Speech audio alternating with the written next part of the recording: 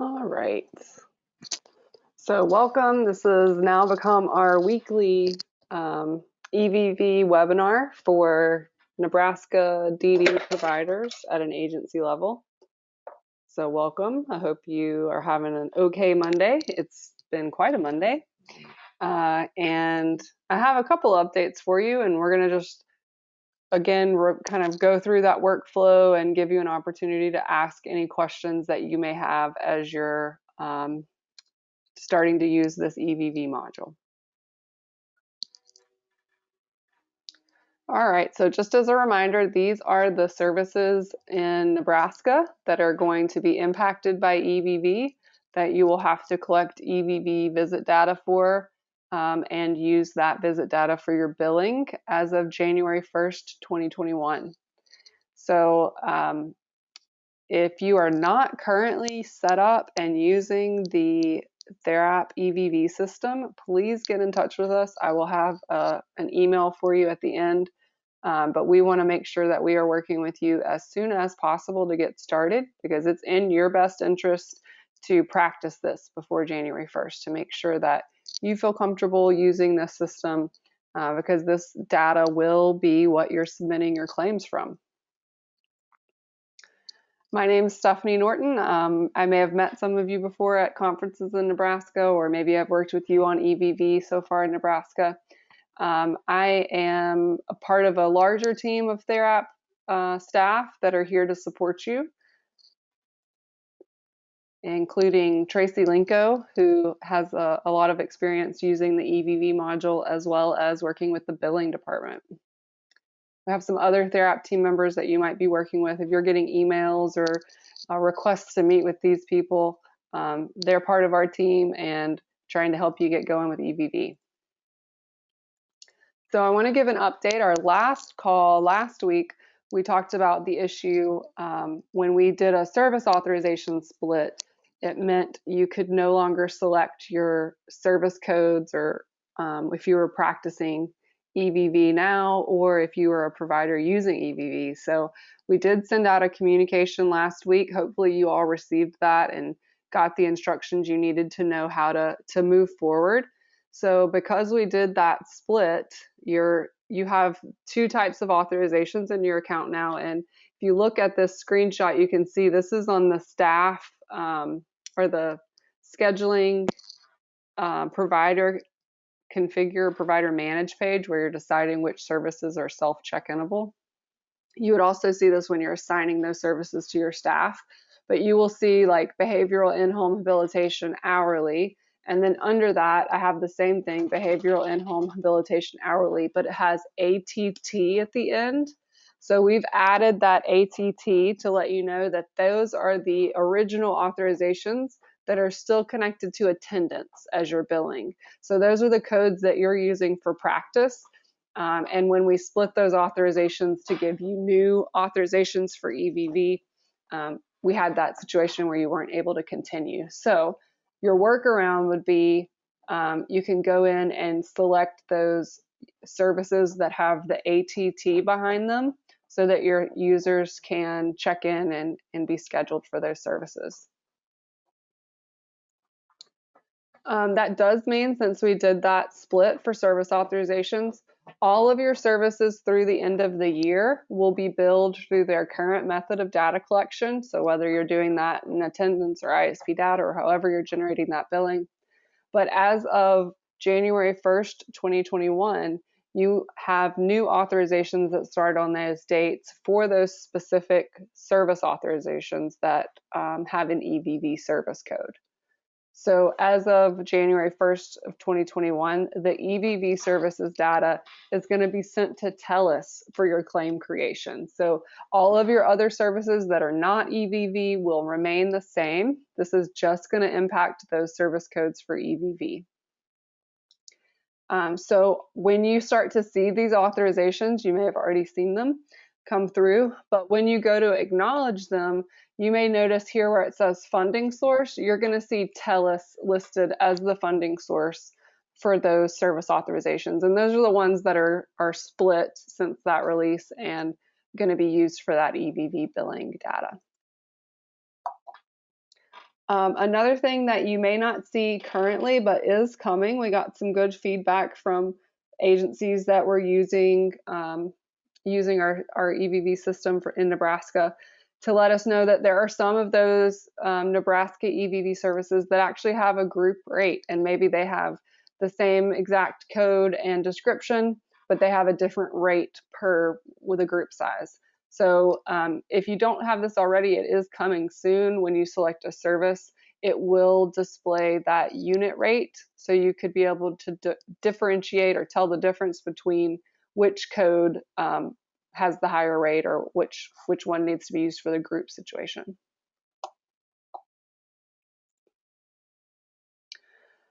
All right, so I am going to go through that general workflow, but would love to hear questions from you all. One of the really important things for you to know and be ready to do and comfortable doing now is reviewing that data that's in TheraP before it goes to TELUS. So what we do know about TELUS and our interface with TELUS is that it's going to be a one-way flow of information. So information is going to be sent one way from TheraP to TELUS.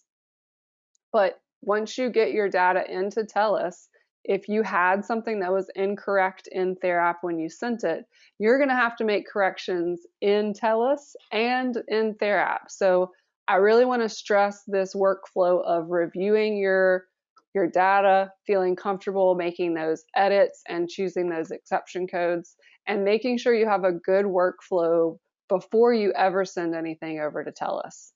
Because once it goes to TELUS, what's there is going to be used to create your claims. So you want to make sure that everything's correct before it gets there.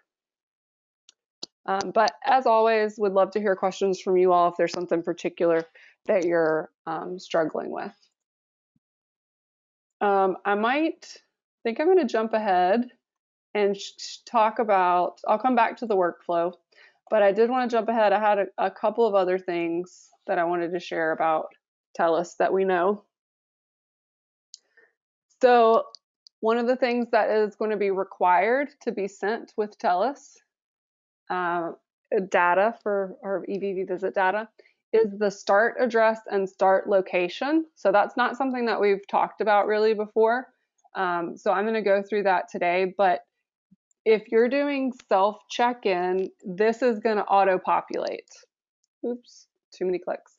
The start address and start location will auto-populate from their check-in and from their check-in address and check-in location. This is really more important for people that are planning ahead or scheduling in advance, or maybe you have staff that are scheduling themselves in advance. The start address and start location are going to be required fields. There is a drop down, and I'll show you that when I get into this account.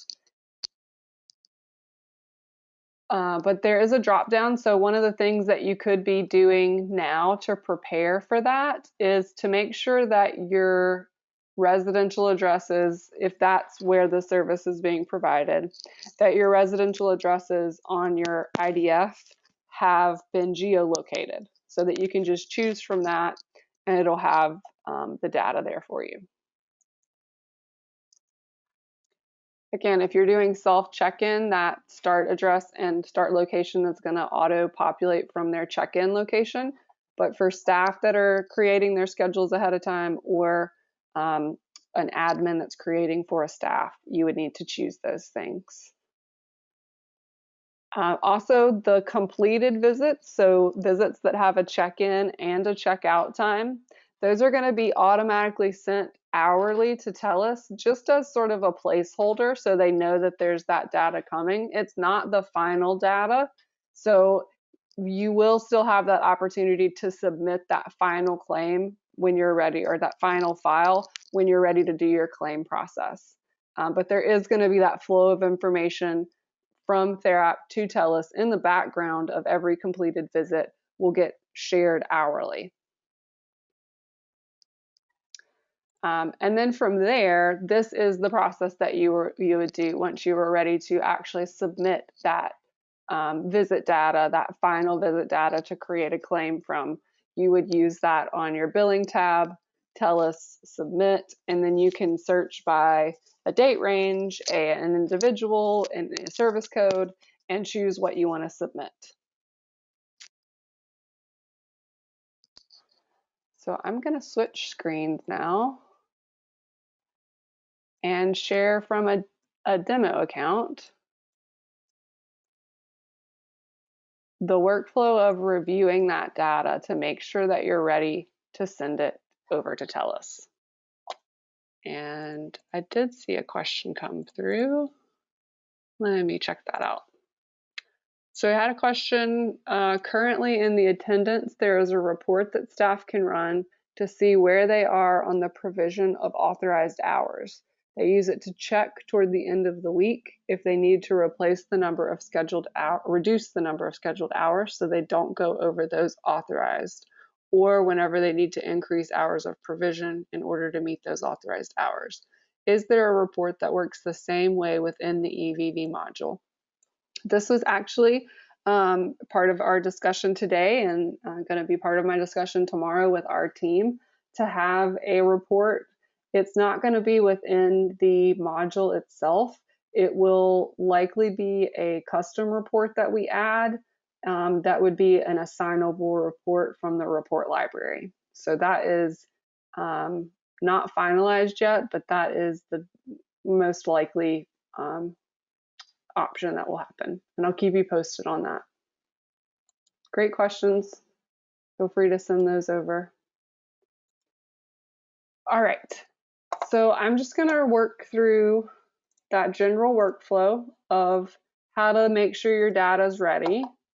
So your staff are checking in and out, and I know we've talked about this every time, but you do have the if you're a schedule admin, you have this on your agency tab. You could come in and do your schedule, create, and edit. If you have users that you only gave schedule edit as the super role, then they would access it from their individual tab. So either way, I could do that schedule, create, and edit. The difference is the individual tab, that schedule edit role, is caseload based. So I can only access individuals on my caseload. I'm going to choose my program and click next. That shows me my individuals, so I'm going to choose everybody. And then I have my list of staff. You can select all here. You can also click skip because sometimes you may have a larger number of staff that you support. So this will allow you to choose any of those staff. All right. So I'm looking at my calendar grid and it started for today's date. I do like to look here on the week or the month view, whichever you prefer. If you're on the individual view, you're just going a day at a time. So, you know, there's no right or wrong answer there. This is a great perspective for a daily review, middle of the week check. You know, you could have multiple people that are checking this. Anything that is orange is incomplete. So we know we need to do something there. These greens mean that there is a check-in and a check-out, but I don't know if you can tell, but there's a red border around some of these. And that's giving you an indication that it's completed, but the time that was scheduled, 3 to 4, is different than the time that was worked. So there's a variance. So you may want to check on those, because if it's something that you scheduled ahead of time and they checked out in and out at different times, they may have left you a comment. So you can see here, this is a duplicate, please delete it. And I could, you know, make that change as a schedule admin or a schedule edit. So if this was something that I needed to modify within this schedule, I've got the edit button here, where I could come in and update that time and then choose the reason why I made that change. That's your exception code.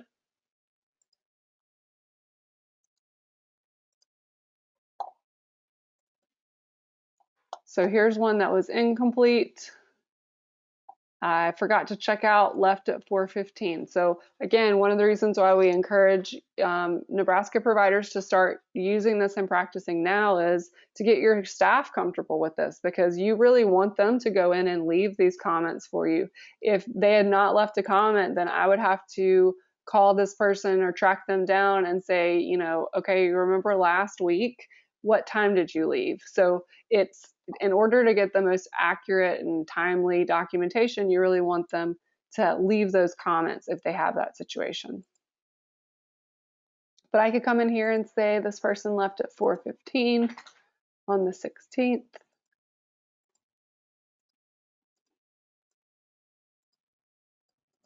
And I'll leave my exception code and update.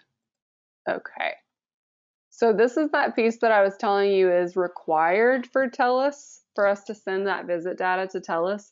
It has to have that start address and start location, and that's going to be automatically captured when you do self check-in. So anytime you do a self check-in, it's going to pull that automatically. The other pieces here, like if you're scheduling in advance, you would want to list that start location, and it will populate from your individual demographic form, so the mailing address, residential address, and if you often provide services there, or that's where the service should begin, then you can save the geolocation on the IDF. In this case, I didn't save it, so I'm just going to do a search, and I'm going to use that location. So what it wants is those coordinates and that address in order to send that data to TELUS.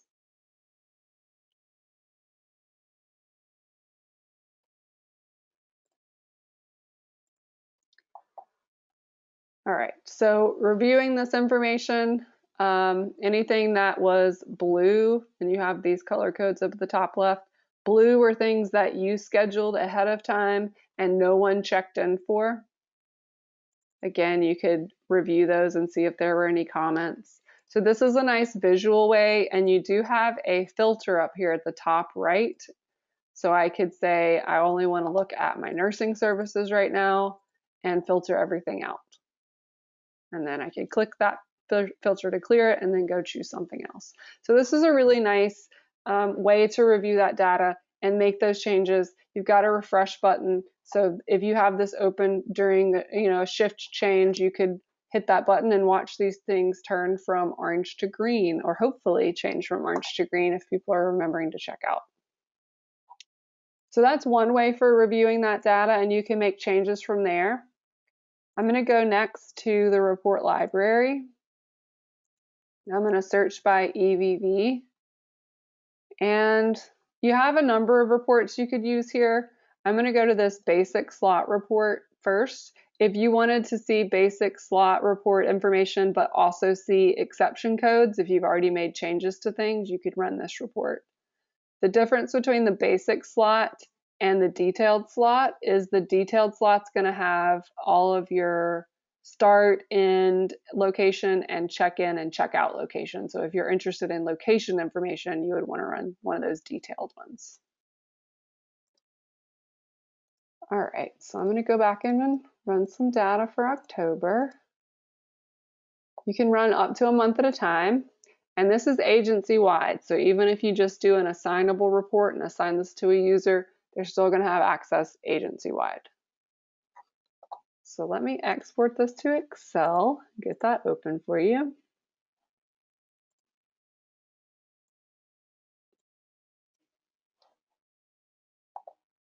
Okay.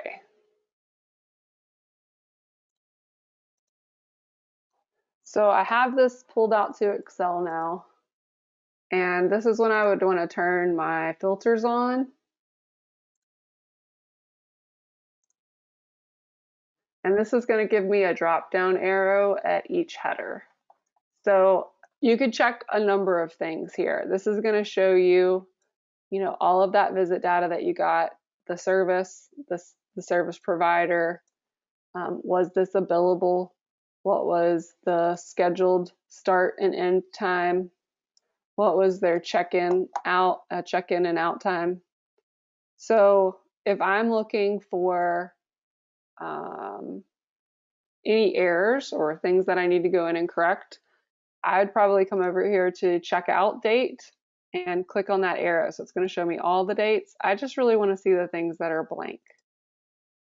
So this lets me know someone forgot to check out. I would then want to look over here to column AB because this is the updated check-in and out. So maybe it's already been updated. I really just want to see the things that have not been updated that need to be updated. So now I've got these visits, and it may also be that some of my check-in times are blank. Maybe there are some visits that never got checked in for.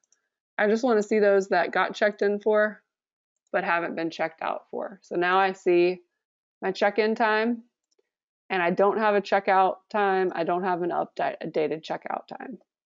So this lets me know these are the visits for October that I need to go back in and modify. And I have these form IDs, so I could just copy this form ID and then go back into TheraApp and do a search. So that's what I'm going to do now. Again, I could do this if I'm an admin. I can do it from the agency tab, a schedule search. I could also do this from the individual tab if I have schedule edit. So on this screen, I'm going to go to the form ID, and I'm actually going to clear out my dates because if you remember, the search I did was for October, but it automatically puts 2 weeks back for this search screen. So I just want to put in that form ID. And here's that visit. And when I open it, I could come in here and edit. So again, this is why you would want a staff to be in there leaving you comments so that you'll know exactly what happened back in October 15th instead of having to track them down.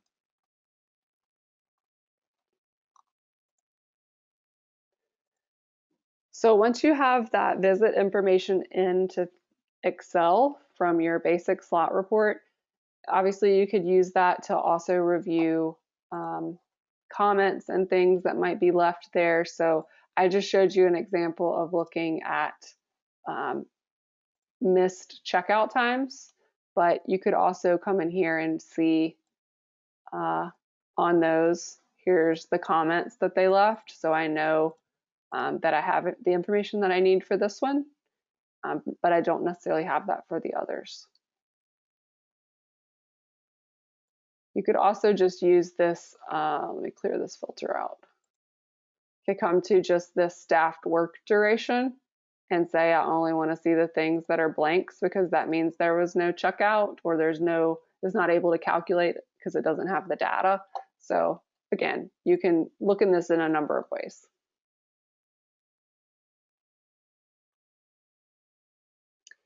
Okay, so we have talked about reviewing that data. I've shown you 2 different ways that you can do that. I would encourage you to use both.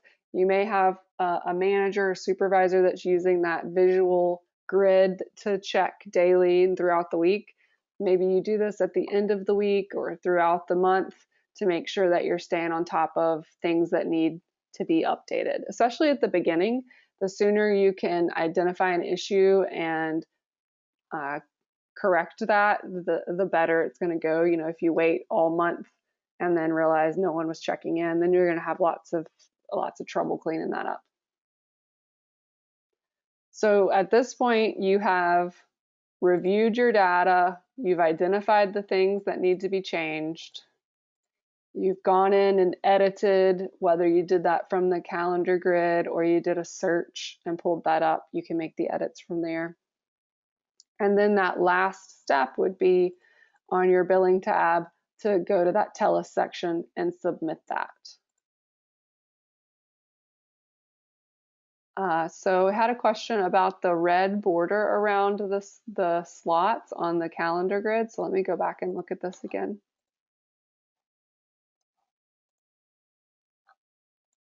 Okay, so when we are looking at this view, you can see these green ones have a red border around them. And sometimes you might even see that for an orange one.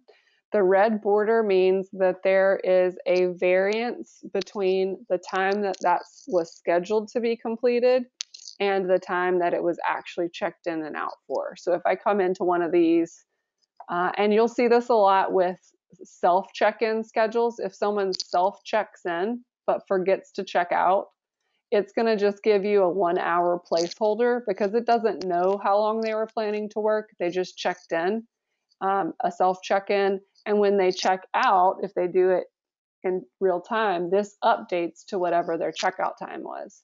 But in this case, the user never checked out and the scheduler edited this. So it's showing that this person worked 6:23 to 10, but up here it was still just showing that as an hour schedule. So sometimes those red borders may be an indication of an issue, especially if you scheduled something in advance. And you can often tell if something was scheduled in advance by looking at these times. You can see these are like not really pretty times, 6:23, 12:24. You're not really like exactly on the top of the hour, or on a 5-minute mark. So you can see kind of those look like those self check-ins, whereas like this here, I said I was going to work 6 to 9, and I actually checked in at 12:43 and checked out at 12:53. So it just gives you a cue that there's something different about that you may want to check.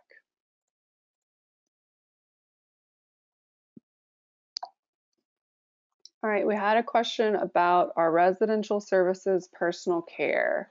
So I'm going to put up, because I don't want to give any wrong information, I'm going to just share this again. These are the codes that were listed, the service codes that were listed as EVV services by the state of Nebraska. So these are those service codes that are going to be required to collect EVV data.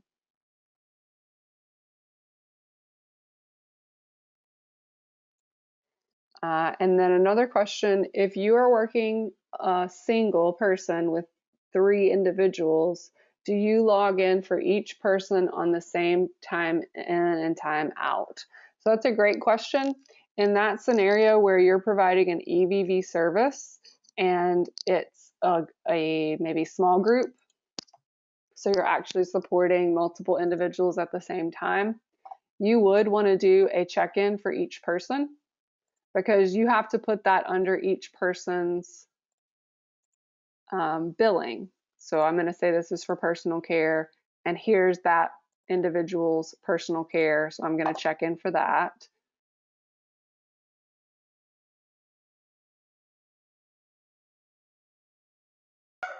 So now that I've checked in for that, I could also check in for my next person.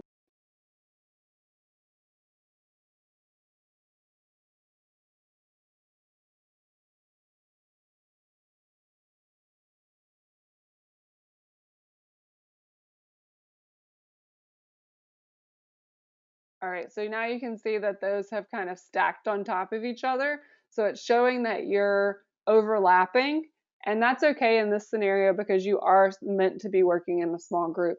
So it will show each of those individuals as a separate shift during that visit. And then once you're done, you would do a checkout for them individually.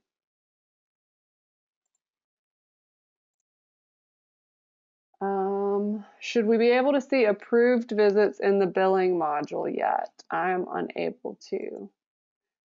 So if you are currently playing and scheduling an EVV and using that to get comfortable, your authorizations are still set to that original method of data collection. So right now, up until the end of the year, your authorizations are not pointed to EVV data. That's why it's really just sort of like a sandbox right now for you to be able to experiment and get comfortable with that. And then as of the new year in January 2021, those authorizations will be pulling the EVV data directly to generate your billing in TELUS.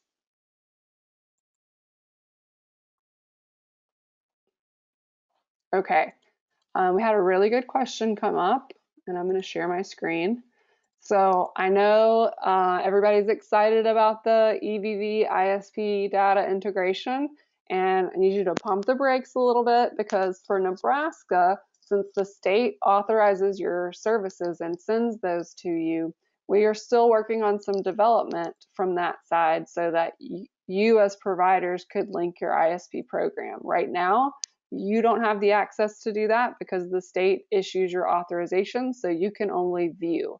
So if you're seeing in your ISP programs, come in here, if you're seeing right now where it says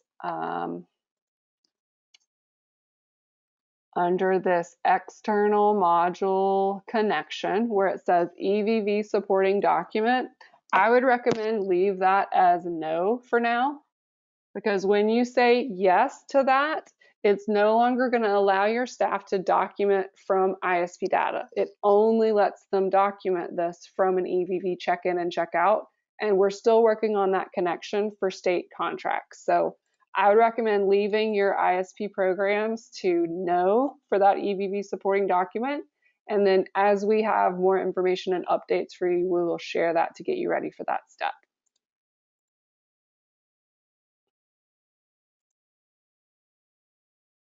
All right.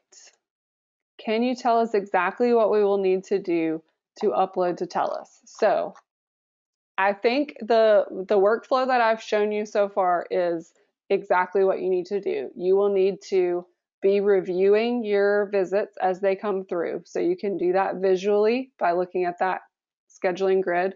Anything that is incorrect or needs modifications, you want to keep on top of those and do those. Make sure you've got those corrections made. You could also use that report in the agency reports report library. I just come in and type in EVV, and I use the basic slot report, so that one's good to check out. If you want to see location data, you can also get detailed. But this is a good one to also check. You want to make sure that everything is 100% accurate before you submit it to TELUS. So really take your time looking at that information. Once that information is complete, you know it's correct, on your, I'll just show you my screenshot, on your billing tab, and I do plan to have a demo account to show you this in an account soon. Right now I just have a screenshot, but on your billing tab, you will have a TELUS EVV section, and it will say submit. So when you click that submit button, you're going to be able to search for which visits you want to submit. So whether it's by service or date range or individual, and then you will select all of the visits that you want to send and click that submit to EVV. So once that is done, once you've clicked this submit EVV button, it's taking all of this visit data that you have and you've made sure is correct in their app, and it's sending it over to TELUS.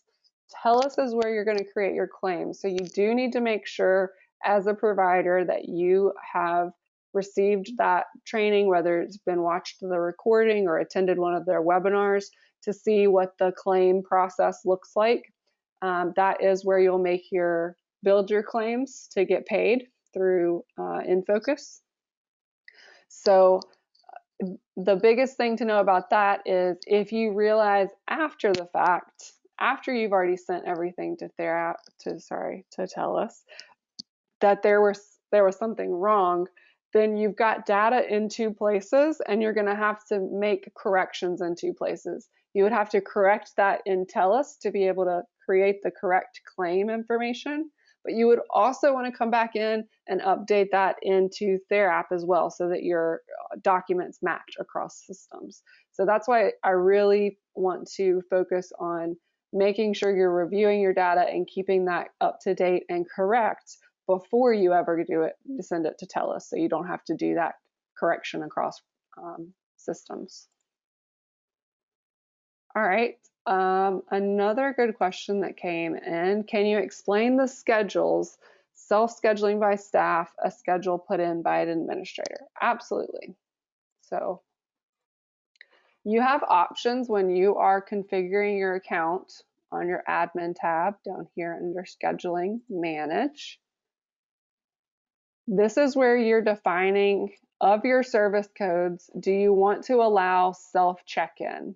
And it seems like a lot of people are using self check-in. You can do a combination of things. So I would recommend considering setting up self check-in, because if you do schedule ahead of time and there's like a call out at midnight, if you don't have self check-in, then someone's going to have to go in and manually update that schedule so the new staff can check in. So this at least gives you some flexibility, even if you plan to schedule ahead of time. Giving staff the ability to self check-in means they can create a schedule on the go in real time instead of having to have something created in advance. So that's where you define that piece. If you as an agency want to create schedules ahead of time for staff, you have that ability on your agency tab under the scheduling, create and edit. So we looked at that just as a way to view, but I could also create schedules there.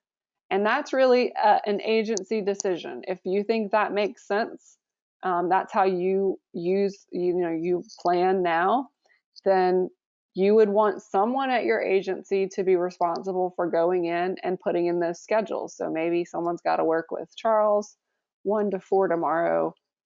It's going to be under personal care, and here's the staff person.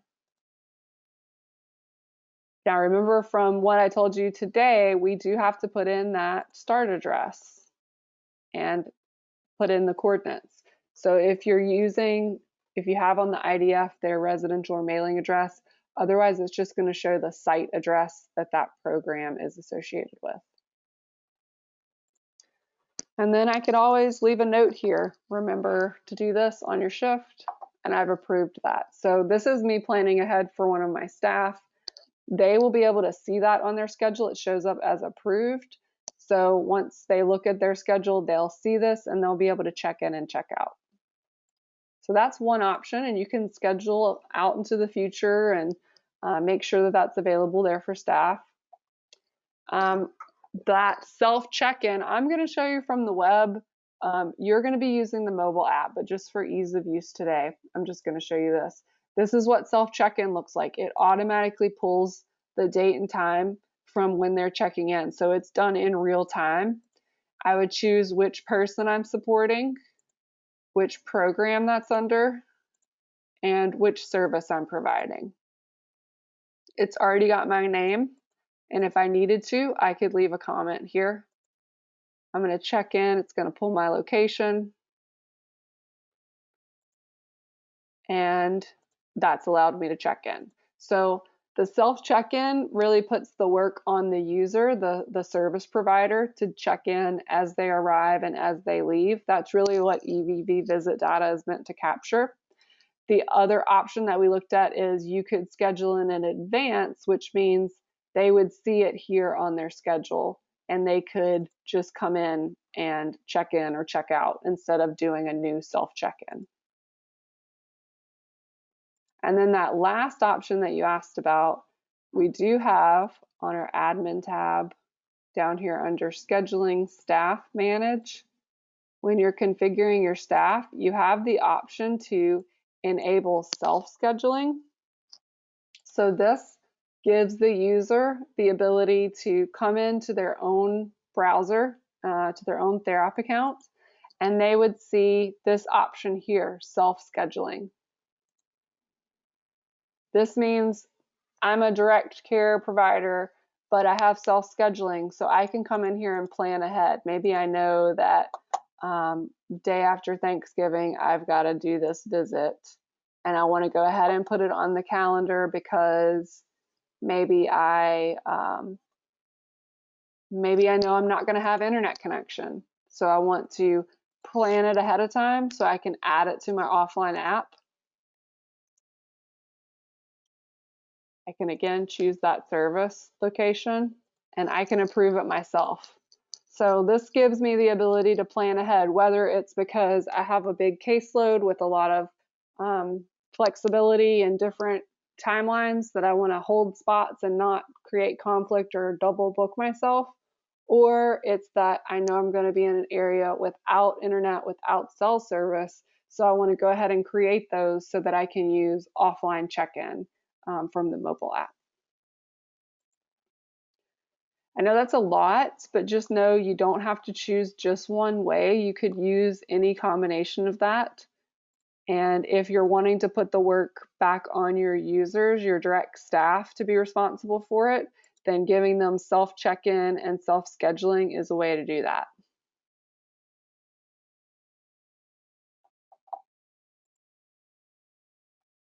All right. I think those are all the questions that have come through, but feel free to send along any others that you might have.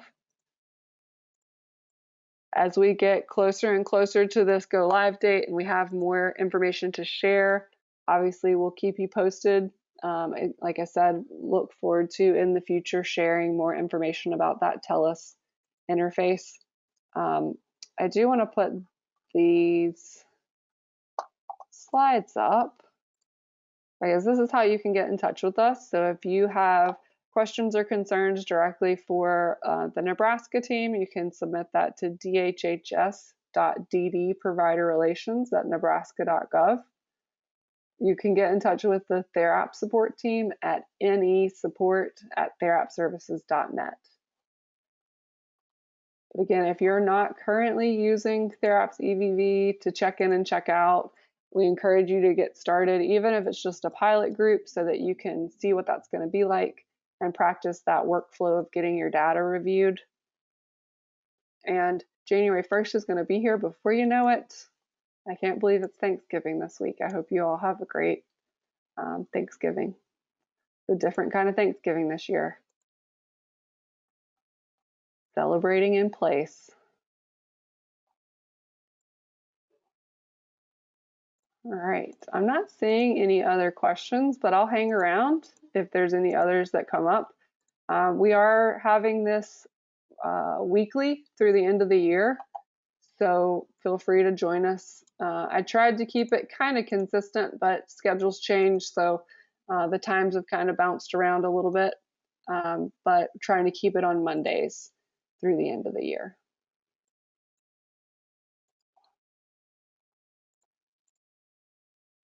Thanks, Pam. Happy Thanksgiving, everyone. I'll hang around if you have questions. If not, I wish you all the best, and we'll talk to you next week. Take care. Have a good one.